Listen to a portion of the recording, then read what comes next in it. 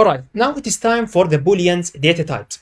Now, the Boolean is something either true or false, 1 or 0. Now, this is it. So, how to test this out? Let's put bar, this var variable, okay, and let's put inside it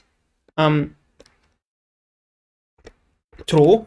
Now, you can see that the true is, the T is capital, and without, sorry, I forget about this, without quotation. So, var 1 is equal true, and if you hover here you can see that it is Boolean, and the same thing for var 2, and this equal this time false, but as you can see the F is capital as well. All right, now actually if I print this it will show us. So let's print var 1 for example. Okay, now let's return here. You can see that it is true now, as expected actually, which is true. Okay, now what if I put 0 here, or let's put 1, 0 for false and 1 for true.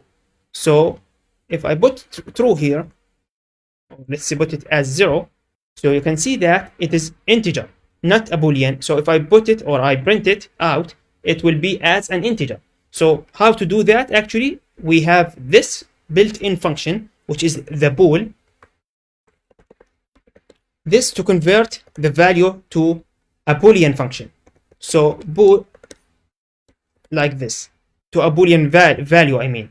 So as you can see, this is to return true when the argument x is true or whatever. Okay, so you can see that var 1, now this time it is Boolean, but let's print this out.